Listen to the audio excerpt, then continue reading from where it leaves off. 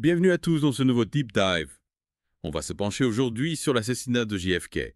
Vous nous avez fourni des articles vraiment captivants, des témoignages, des théories alternatives et même des coïncidences troublantes. On va essayer de démêler tout ça ensemble. Absolument. L'assassinat de JFK continue de fasciner et ses sources offrent des perspectives vraiment uniques. On commence avec l'interview de Sherry Angel, une ancienne danseuse du Carousel Club à Dallas. Elle décrit une relation assez particulière avec Jack Ruby. Oui, elle le présente sous un jour nouveau. Un homme généreux, mais aussi capable de violence. Loin de l'image du tueur froid qu'on a souvent de lui. Tout à fait. Elle parle aussi de Harry Olsen, un policier qui fréquentait le club et sortait avec Kathy Kay, une autre danseuse.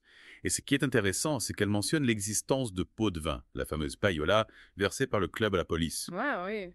Si la police était corrompue, ça pourrait expliquer pourquoi certaines pistes n'ont pas été explorées sérieusement, jusqu'où ça allait cette corruption. Et là, accrochez-vous bien, Sherry Angel va plus loin. Elle affirme que Lyndon B. Johnson, le vice-président de Kennedy, serait le cerveau de l'assassinat. C'est une accusation grave, il faut le dire, mais son témoignage alimente une théorie du complot qui a toujours existé. Pourquoi fait-elle cette déclaration? Simple spéculation ou a-t-elle des preuves?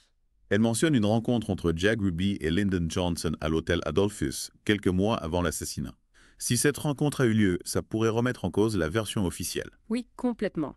Y a-t-il d'autres preuves de cette rencontre? Des témoins? Des documents? L'article ne donne pas plus de détails, mais ça soulève des questions. Qu'est-ce qu'il se serait dit? Quel rôle cette rencontre aurait pu jouer? Difficile de répondre avec certitude, mais si Johnson était impliqué dans un complot, il aurait eu besoin de personnes comme Ruby. On passe maintenant à un autre aspect de cette affaire, l'histoire tragique de Joe Kennedy Jr., le frère aîné de JFK. Ah oui, un destin brisé qui a marqué la famille Kennedy. Certains pensent que ça a même changé l'histoire américaine. L'article explique comment sa mort, dans une mystérieuse explosion d'avion pendant la Seconde Guerre mondiale, a bouleversé la dynastie Kennedy. Joe Jr. était promis un bel avenir politique. Si son frère avait survécu, JFK aurait-il choisi cette voie? Difficile à dire. Aurait-il été président? Aurait-il subi le même sort? Ce qui est sûr, c'est que la mort de Joe Jr. a eu un impact énorme sur la famille et sur JFK. L'article décrit la mission top secrète de Joe Jr. Piloter un drone rempli d'explosifs pour détruire des bases de lancement de V2 en Allemagne. Une mission très risquée, avec une technologie expérimentale. Oui, et les circonstances de l'explosion ne sont pas claires. Accident, sabotage.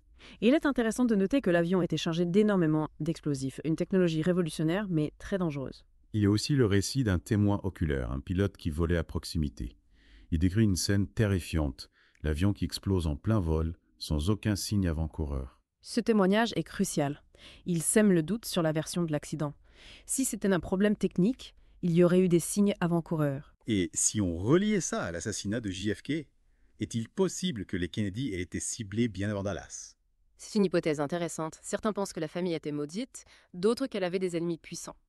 Difficile de dire s'il y a un lien direct, mais ces deux événements ont contribué au mystère autour des Kennedy. On va maintenant parler de la probabilité statistique que Lee Harvey Oswald soit le seul tireur, comme le présente Ed Dorsch Jr. Ah oui, Dorsch remet en question la version officielle avec un argument statistique. Il se demande quelles sont les chances pour qu'Oswald, un simple employé du dépôt de livres scolaires, se trouve au bon endroit au bon moment pour tuer le président, sans aucune aide. Exactement. Il calcule la probabilité d'une série d'événements improbables. Le tir précis sur un président en mouvement, la rapidité du rechargement, la fuite sans être vu. Et il arrive à des chiffres astronomiques. C'est une approche intéressante, ça montre l'improbabilité de la version officielle. Les statistiques ne peuvent pas tout prouver, mais elles aident à évaluer la plausibilité d'un scénario. Et pour qu'on comprenne bien, Dorsch compare ses probabilités à celles de gagner un tournoi de basket NCAA.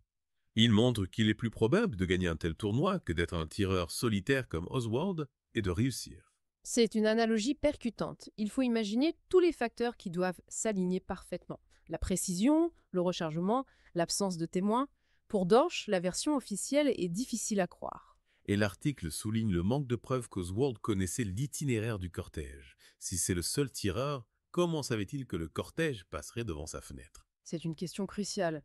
Sans information, Oswald aurait difficilement pu planifier et exécuter un tel attentat. Avait-il de l'aide? Des informations d'une source inconnue. Et si on parlait des étranges coïncidences entre Lincoln et Kennedy, notamment via leur vice-président Seth Andrew Johnson et Lyndon B. Johnson? L'article met en avant des parallèles troublants. Ah oui, les coïncidences qui alimentent les théories du complot. Le même nom de famille, les dates de naissance à un siècle d'écart, l'accession à la présidence après un assassinat.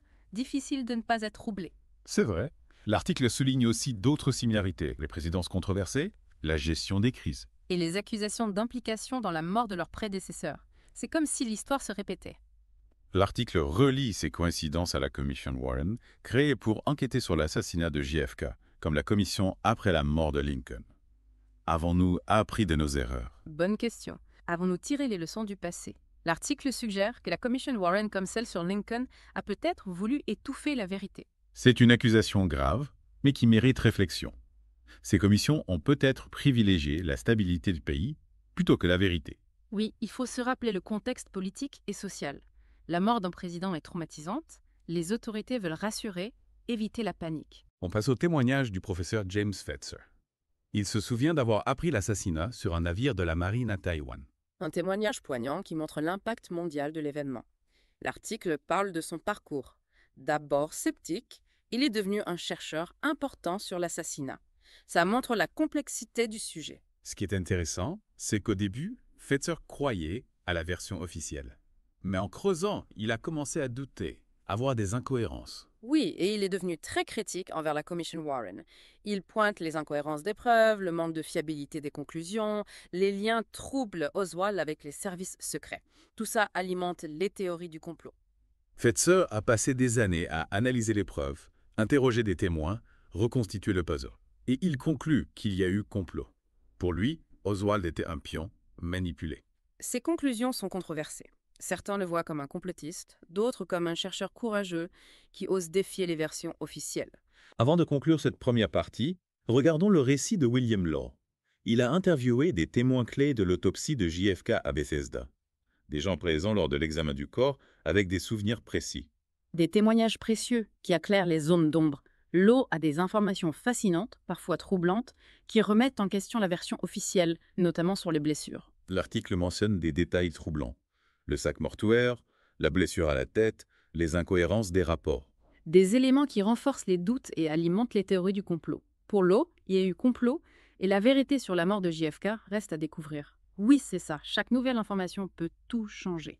On parlait de la théorie de Dorsch sur la probabilité statistique.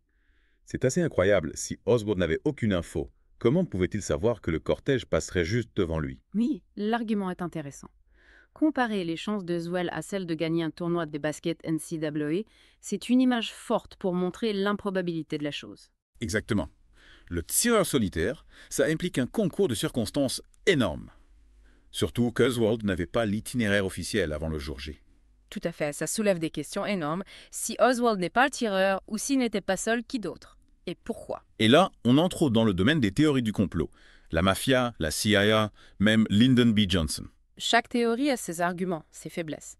Il faut examiner chaque piste avec un esprit critique. Revenons à Charlene Angel. Sa conviction que Johnson est derrière tout ça, c'est troublant. Elle dit avoir vu Ruby et Johnson ensemble à l'hôtel Adolphus avant l'assassinat. Si c'est vrai, ça change tout. Prudence, bien sûr. Mais imaginons que ce soit vrai. Quel rôle pour Johnson? Pourquoi tuer Kennedy? Certaines théories parlent de lutte de pouvoir, de conflit d'intérêts, de scandales que Johnson voulait cacher. Il y a aussi l'incident où Ruby renverse Harry Olsen, l'amant de Katie Kay, avec des patins à glace. Un accident qui empêche Olsen d'être en service le jour de l'assassinat. Coïncidence. Ou quelque chose de plus sombre. Sheree Angel semble persuadée que Ruby était capable de violence, mais aussi manipulée. C'est une image complexe de Ruby, tiraillée entre ses émotions, ses loyautés, des pressions extérieures peut-être. Le témoignage de William Law, qui a interviewé les témoins de l'autopsie, est glaçant. Des témoignages qui remettent en cause la version officielle, surtout sur les blessures. La blessure à la tête, le sac mortuaire, des détails qui sèment le doute, alimentent les théories du complot. Ces témoignages directs sont importants. On voit ce qui s'est passé à Bethesda, des questions sur l'autopsie, sur la manipulation des preuves. Alors, comment on fait pour démêler le vrai du faux? Comment on sépare les faits des spéculations? C'est le défi de l'affaire JFK. Analyser chaque élément, croiser les sources, rester ouvert à toutes les possibilités. Et ne pas se décourager face à la complexité. C'est en persévérant qu'on se rapproche de la vérité. La vérité, aussi difficile à atteindre soit-elle, mérite qu'on la cherche. C'est un devoir de mémoire envers JFK, envers ceux qui cherchent à comprendre. Parlons de la mort de Joe Kennedy Jr., le frère aîné. Une mission top secrète, une technologie risquée, une explosion mystérieuse. Un événement qui a bouleversé la famille, qui a peut-être influencé le destin de JFK. Si Joe Jr. avait vécu, JFK en politique, président, assassiné. Des questions sans réponse. On peut se demander si la mort de Joe Jr. a joué un rôle dans le choix de JFK. Voulait-il continuer l'héritage familial, réaliser un rêve inachevé? L'article parle d'un témoin de l'explosion, une scène terrifiante, l'avion en feu, les débris. Un témoignage précieux, on voit la violence de l'explosion. L'avion plein d'explosifs expérimentaux, une technologie révolutionnaire mais dangereuse. Les causes de l'explosion, accident, sabotage, on ne sait pas vraiment. Un mystère qui alimente les spéculations. Le destin. Un complot. Difficile de conclure sans toutes les infos, mais les questions sont légitimes. La mort de Joe Jr., un simple accident. Les Kennedy déjà ciblés avant JFK. C'est une hypothèse. La famille avait peut-être des ennemis, des rivaux, des gens qui auraient profité de leur disparition. 2 frères morts tragiquement. Un mystère autour d'eux. Coïncidence ou lien? Difficile de répondre avec certitude. Mais ces tragédies ont marqué les Kennedy et ont nourri la fascination pour leur histoire.